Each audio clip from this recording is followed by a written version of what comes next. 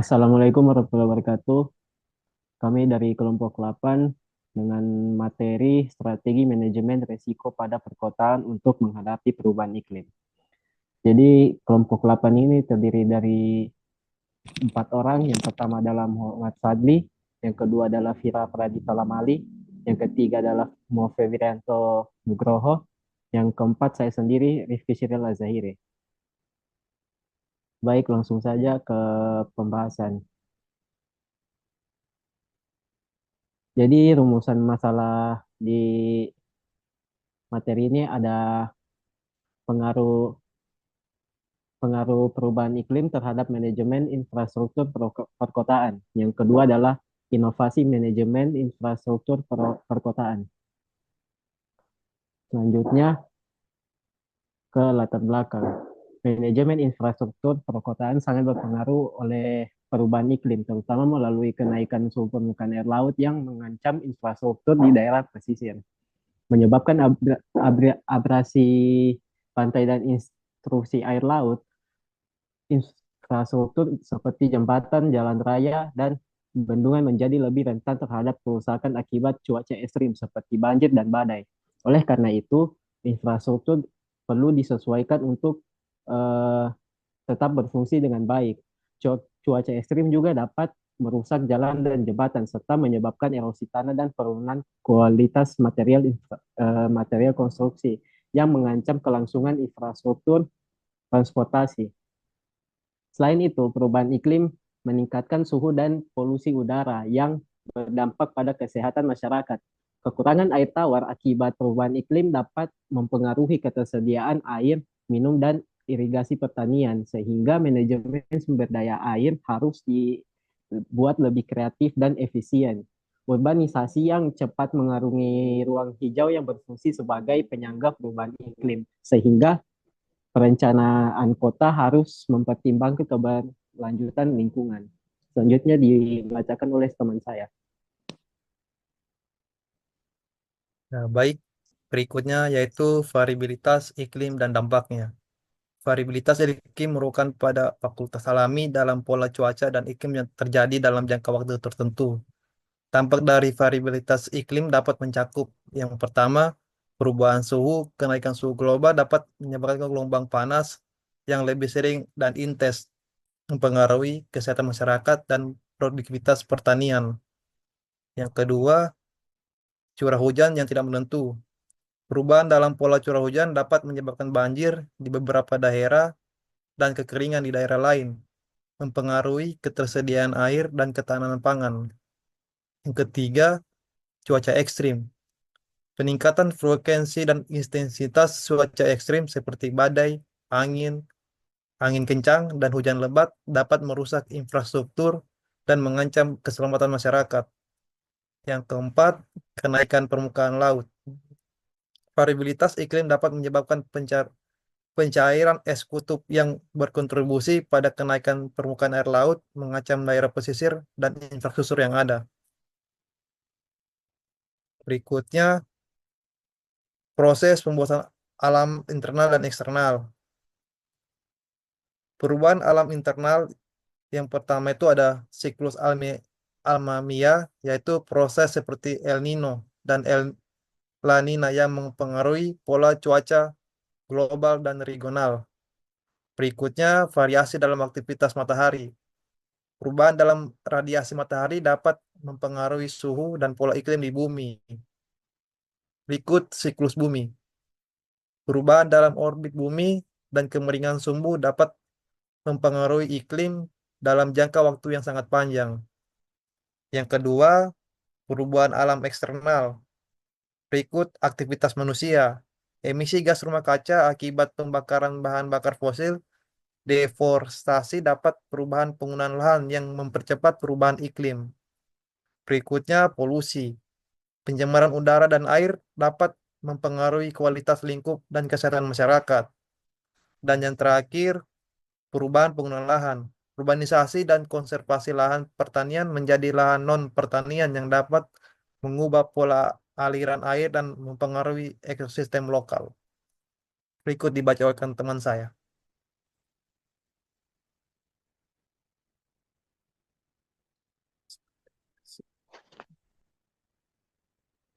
Baik, selanjutnya adalah strategi manajemen risiko.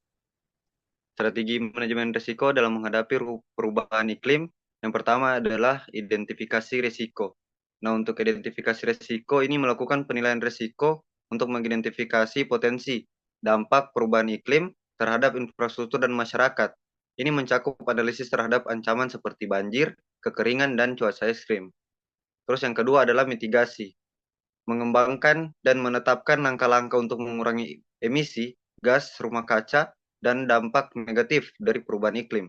Ini bisa meliputi penggunaan energi terbarukan, efisiensi energi, dan pengolahan sumber daya alam yang berkelanjutan. Terus yang ketiga adalah adaptasi. Nah, untuk adaptasi ini yang pertama merancang infrastruktur yang tahan terhadap perubahan iklim seperti membangun bendungan yang lebih tinggi, memperkuat sistem drainase, dan merencanakan penggunaan lahan yang mempertimbangkan risiko iklim.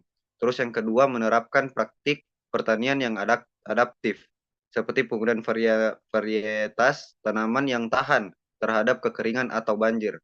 Terus yang keempat adalah perencanaan dan kebijakan, yaitu mengintegrasikan pertimbangan perubahan iklim ke dalam perencanaan kota dan kebijakan pembangunan.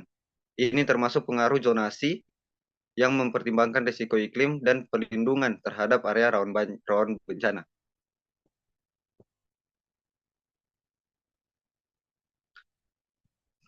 Terus yang kelima adalah pendidikan dan kesadaran. Meningkatkan kesadaran masyarakat terhadap tentang risiko perubahan iklim dan pentingnya tindakan mitigasi dan adaptasi. Program pendidikan dapat membantu masyarakat memahami cara melindungi diri dan lingkungan mereka. Terus yang keenam adalah kolaborasi dan kemitraan, yaitu membangun kemitraan antara pemerintah, sektor swasta, dan masyarakat sipil untuk mengembangkan solusi yang efektif dalam menghadapi risiko perubahan iklim. Kolaborasi ini dapat mencakup berbagi sumber daya, pengetahuan, dan teknologi. Yang ketujuh adalah monitoring dan evaluasi, yaitu mengembangkan sistem pemantauan untuk mengevaluasi efektivitas strategi manajemen risiko yang diterapkan. Ini termasuk pengumpulan data tentang perubahan iklim dan dampaknya, serta penyesuaian strategi berdasarkan hasil evaluasi. Terus yang kedelapan, yang terakhir adalah pengolahan sumber daya air, yaitu mengimplementasikan strategi pengolahan sumber daya air yang efisien untuk menghadapi kekurangan air tawar, termasuk pengembangan infrastruktur, penyimpanan air, dan sistem irigasi yang lebih baik.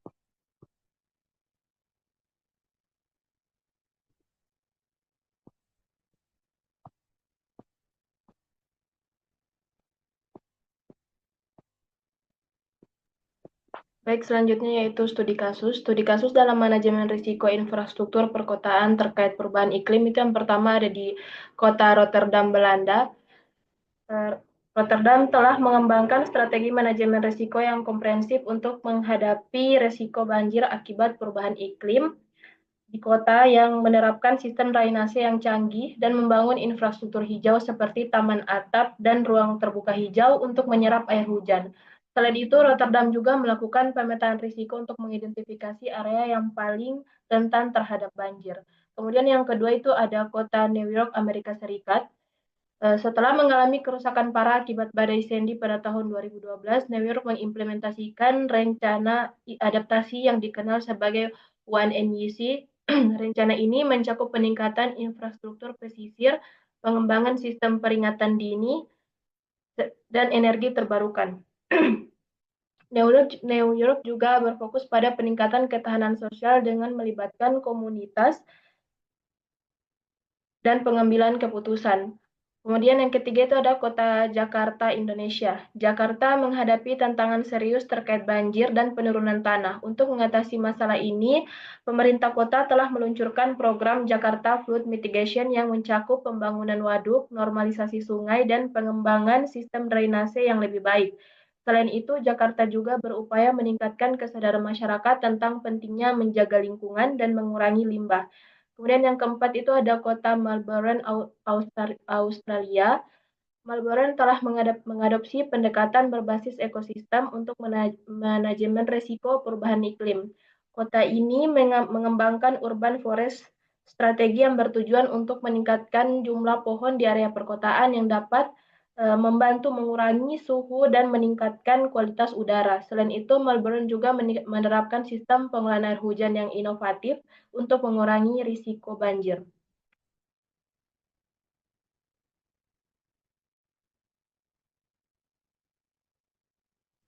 Kemudian untuk rekomendasi kebijakan itu yang pertama ada pengembangan kebijakan adaptasi iklim.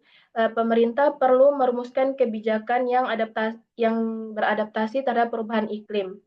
Kebijakan perubahan iklim ini harus mencakup penilaian risiko